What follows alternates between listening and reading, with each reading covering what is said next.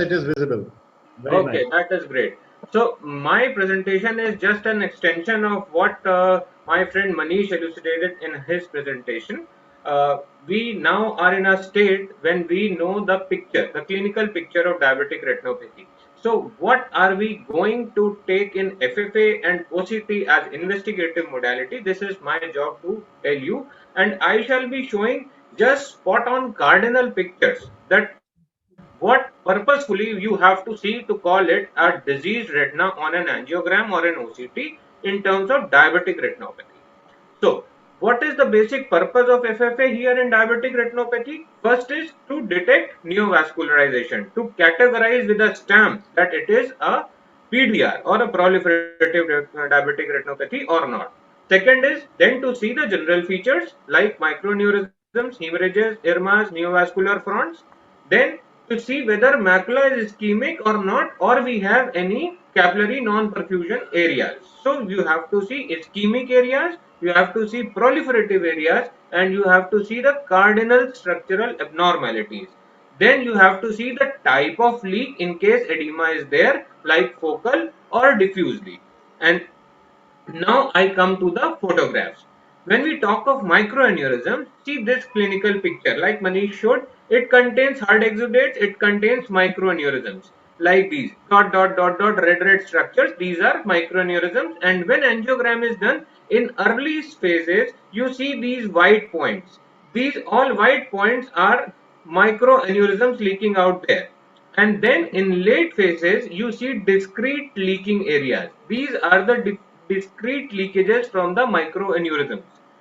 Now, how do we differentiate between a microaneurysm and a hemorrhage? A hemorrhage like this is an intraretinal hemorrhage or a deep hemorrhage, which Manish told. This will never leak. This is going to be blocked throughout the angiogram, while the microaneurysms, which were like this pinpoint white dots, they will keep leaking and will show white leakage out there. So this is how you differentiate between a microaneurysm and a deep hemorrhage. Then see this. This is a diffuse leak. This is not a discrete leak as you saw earlier. So microaneurysms can give you a discrete leakage, or many microaneurysms can coalesce in an area and give a diffuse kind of leak in a macular edema case. So these are the two kinds of leakages which are seen. Then you see what is NVD. This is classical picture that Manish was also showing, that there is a proliferation over the disc. So this is an NVD, and when we do an angiogram, you see a profuse leak on the head of the optic nerve. So this is a leaking NVD. This is exactly the cardinal picture you have to see, and adjoining it you can see this area. This is whenever it is a smooth dark gray area, this is non-perfused or ischemic area. So this is ischemic area, while this is an actively leaking area. So this is NVD, and when in late phases it goes, this exactly covers the whole of the picture and is leaking profusely. So this is classically NVD. Now you see NVE. One more important thing in this picture, there is this is asteroid hyalosis also, that is haze in the vitreous. But when you do an angiogram, this goes off. You don't see this haze here in angiogram, and this is the neovascular front, the NVE. This is proliferative. This is NVE, neovascularization elsewhere, and this is neovascular front which is seen, and beyond it is a capillary non-perfusion area. So this is classical picture of an NVE in an early phase of angiogram, and in late phases it keeps on leaking and leaking. The white part increases and the black part here is stagnant, showing the capillary non-perfusion. So this is a classical picture of a neovascular front giving a leak with a capillary non-perfusion beyond it. Now, whenever there is long-standing non-perfusion, there are collaterals formed from one place to other. They don't leak. They are just hyperfluorescent, and you can see the dye flowing through these blood vessels. These are immature vessels from one large vessel to the other. These are called collaterals. And then what we will see venous looping. Manish also showed a very good picture. This is picture showing venous loop, and then in an angiogram how it looks, these are the collaterals, they are not leaking. NVE is leaking, and this is a beading. Beading, Manish also showed the red one, the colored picture. Here is the angiogram of a beaded vein. So beading I have shown, looping I have shown, and collaterals are here, and this is a neovascular area. So till now, I hope everybody is with me. We saw microaneurysms, hemorrhages, and then we saw diffuse and discrete leak, neovascularization of disc, neovascular front, capillary non-perfusion, venous looping, beading, and leakages with collaterals. Now, how these laser marks look like? These are hypofluorescent or black areas with a border of white areas. They stain, and these are the laser marks. And the progressive whiteness, whenever there is progressive whiteness, that shows leakage. But when there is stagnant whiteness, that shows a staining kind of thing. So these are the laser marks, and these white areas are the leaking areas.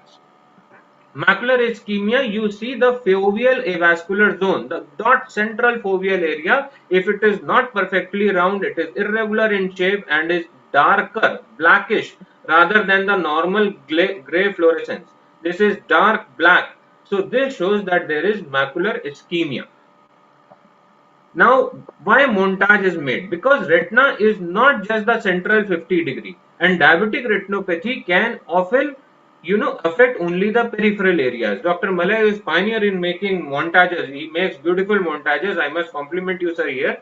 So, montages are helpful to see the peripheral retina. So, the pictures taken from periphery are fused through the software in the fundus camera to give a montage picture, and many times a surprise or a disease which is not seen in the central view can be detected by this technique. So we can have problems in the periphery which can be detected through montage images like this. So if you have the facility of montage, do make it. You have to see the surprises if there are any. That makes you an excellent one above the good level.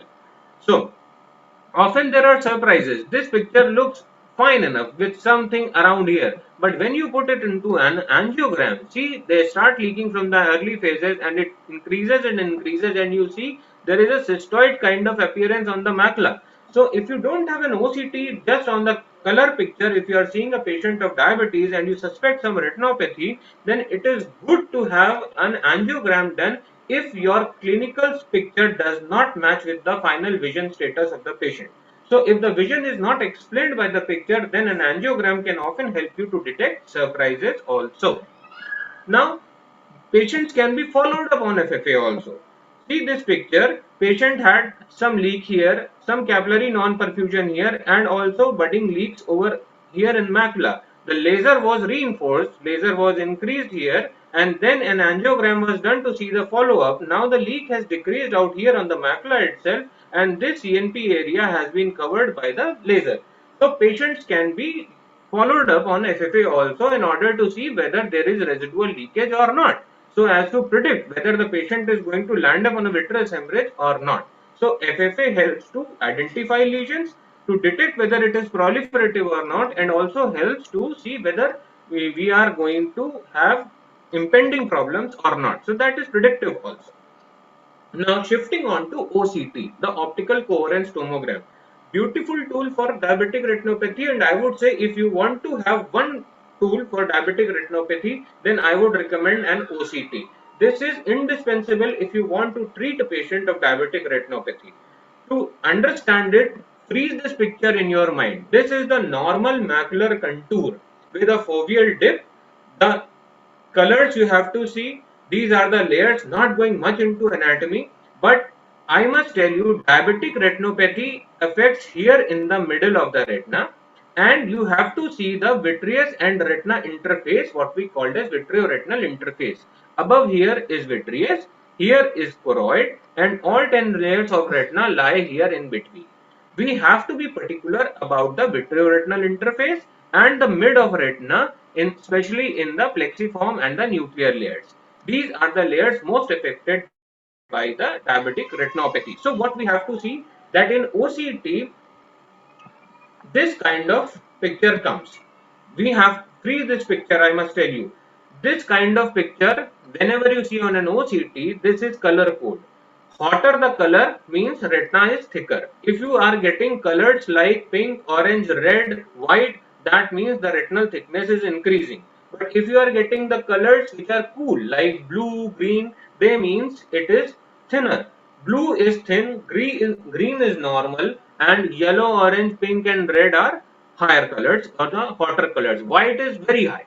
So first of all, for a basic understanding of an OCT, you see the this thing. Okay, what is the color coding? If you are getting more of the red colors, that means you are going to get more retinal thickness out there, and then you can compare with the retinal picture that whether this is edematous or not. This retina is edematous. You can see that these are cystoid cavities with a epiretinal membrane out here, and this is normal. This was after an injection given to the patient.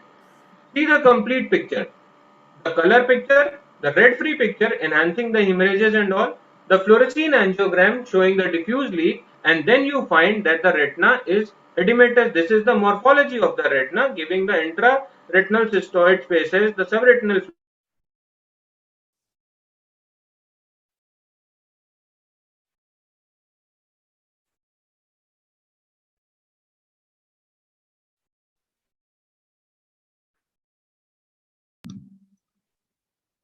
Dr. Mohit, we can't hear.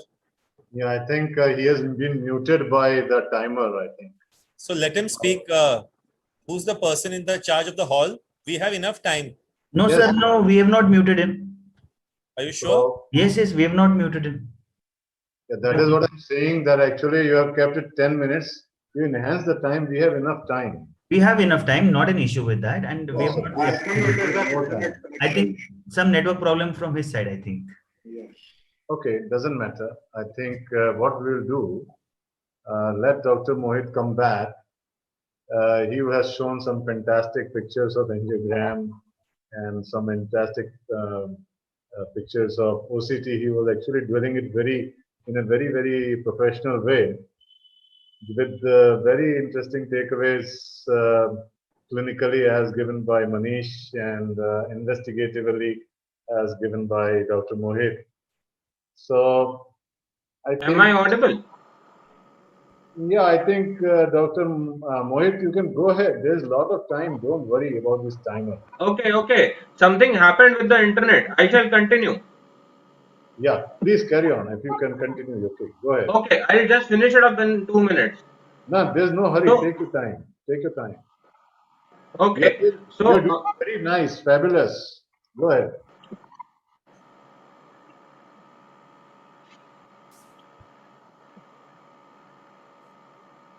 is my screen coming?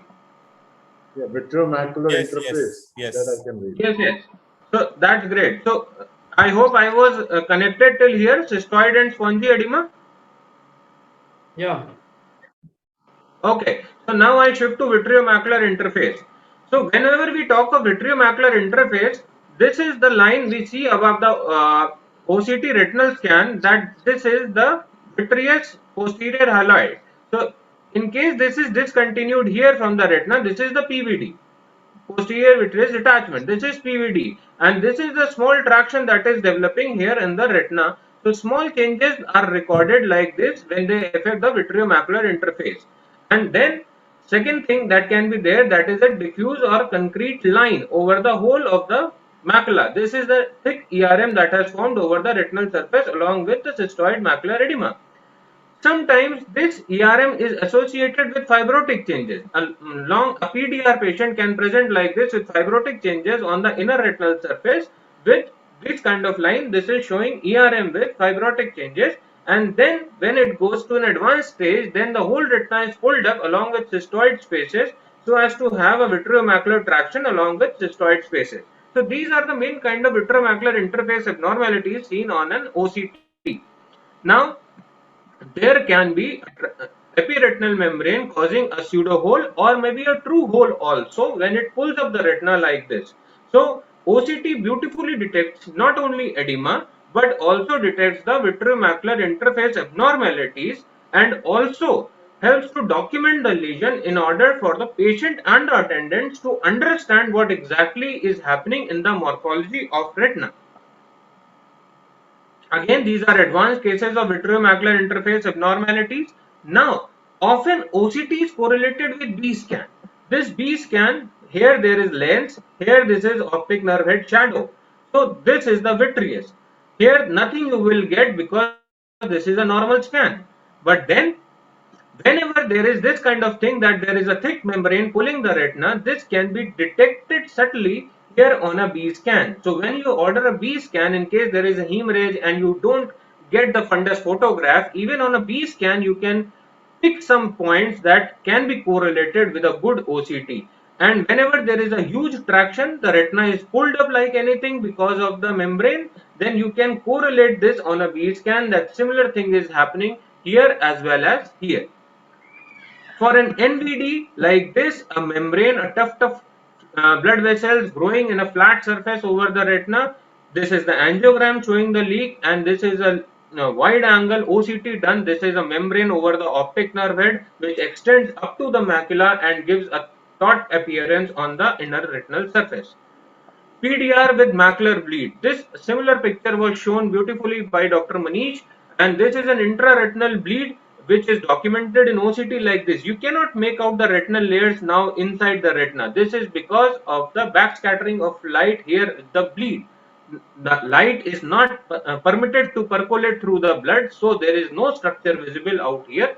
And then whenever there is vitreous bleed, see there is vitreous hemorrhage, a PDR case on a B scan, you see there is blood out here. These echogenicities lie in front of the retinal surface, and then when you correlate with an OCT, you find the diseased retina showing intraretinal cystoid spaces with subretinal fluid and a preretinal shadowing pre-retinal reflectivities out here. In OCT we called it reflectivity, while in B scan we called it echogenicity.